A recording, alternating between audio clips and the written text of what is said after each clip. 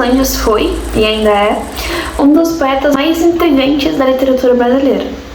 A sua poesia se afilia ao movimento pré-modernista e busca retratar temas como a angústia e a morbidez do ser humano quando este se depara com questões voltadas ao único destino certeiro que possuem em suas vidas, no qual seria a morte. Influenciado tanto pelos movimentos do parnasianismo e do simbolismo, além das descobertas científicas em vigor no século XX, Augusto dos Anjos condensou em uma obra poética, intitulada Eu, uma série de poemas contendo expressões escatológicas, uma linguagem e vocabulário médico e biológico, e uma natureza essencialmente pessimista, extremamente pessimista.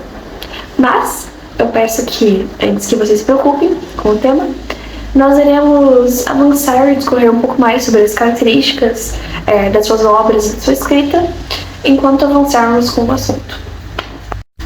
Antes de começarmos a aprofundar um pouco mais no tópico sobre como se estruturava a sua escrita e suas características literárias, além de suas influências, é importante ressaltar a pergunta: quem afinal foi Augusto dos Anjos? Augusto dos Anjos, ou Augusto Carvalho Rodrigues dos Anjos, nasceu no estado de Paraíba, no Engenho Pão d'Arco.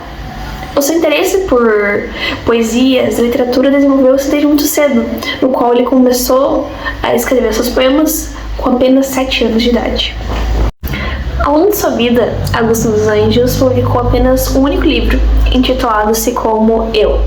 Este livro contava com cerca de 58 poemas, e um fato curioso é que ele foi totalmente custeado pelo seu irmão, em 1912.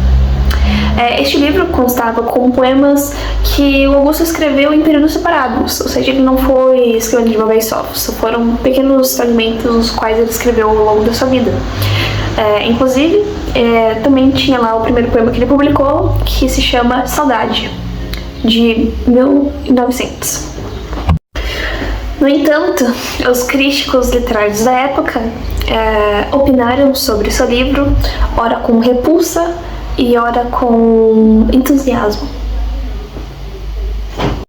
Histérico, desequilibrado, eram todos esses tipos de julgamentos em que, infelizmente, Augusto dos Anjos deveria se acostumar após a publicação de seu livro, visto que o senso comum crítico daquela época ficou simplesmente estupefato com a sua escrita, especialmente pelo fato de ter um vocabulário tão agressivo e uma obsessão intensa pela morte.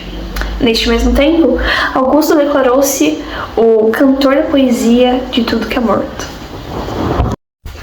Augusto dos Anjos é patrono da cadeira número 1 da Academia de Letras Paraibana. Ele faleceu, acometido por pneumonia, em 12 de novembro de 1914, falecendo aos 30 anos. Pessimista, paradoxal, mórbida e angustiante. A escrita e a poesia de Augusto é formada por um vocabulário científico misturado com uma tristeza profunda.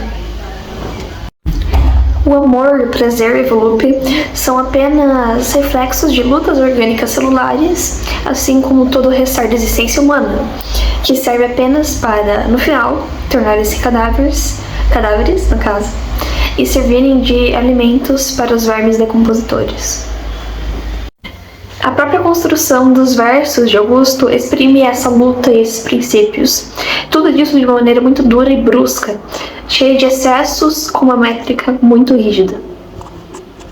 Trata-se de uma estética da agonia, da podridão e da deformação da natureza humana, misturando conceitos tanto filosóficos quanto biológicos, para assim exprimir essa busca de um sentido da existência própria.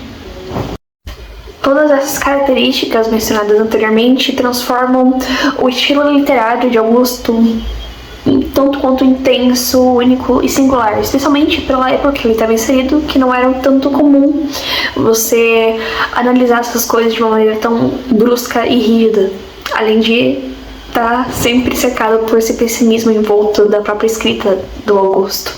Enfim, ele foi fortemente influenciado, inclusive, pela teoria filosófica do Arthur Schopenhauer, no qual selecionava e dizia que a vida humana passava de um pêndulo constante entre o sofrimento e o tédio.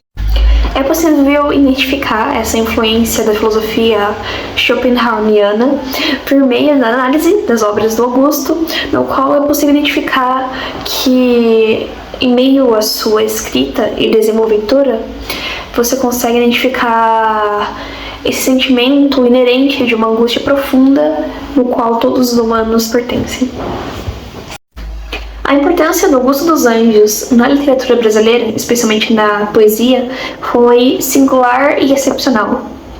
Ele foi um dos precursores do pré-modernismo no Brasil e ele contestou completamente as convenções sociais da sua época, ao empregar uma narrativa mais teórica e técnica, enquanto abordava sobre temas complexos e sombrios diante da natureza humana. Por fim, gostaria de finalizar o vídeo, visto que eu acredito que não importa o quanto você fale sobre a escrita de alguém, se você não, de fato, compreender um pouco e entrar em contato com o mundo pessoal do escritor, você não pode ter uma noção realmente efetiva de como que seria a escrita dele. Logo, deixarei aqui algumas menções de algumas partes que mais chamaram atenção, não só de mim, como do nosso grupo, ao ler sobre as poesias de Augusto dos Anjos. Tchau. Bom, agora eu vou declamar uma poesia de Augusto dos Anjos, que eu achei interessante, e o título dela é Minha Árvore. Olha, é um triângulo estéril de ínvia estrada. Como que a erva tem dor, roina amarguras, talvez humanas e entre rochas duras. Mostra aos cosmos a face degradada. Entre os pedrouços, mal dessa morada, é que as apalpadelas e as escuras, onde encontrar as gerações futuras, só minha árvore humana desfolhada. Mulher nenhuma afagará meu tronco. Eu não me abalarei, nem mesmo ao ronco do furacão que rápido redemoinha. Folha e frutos sobre a terra ardente, hão de encher outras árvores somente. Minha desgraça há de ficar sozinha. É isso.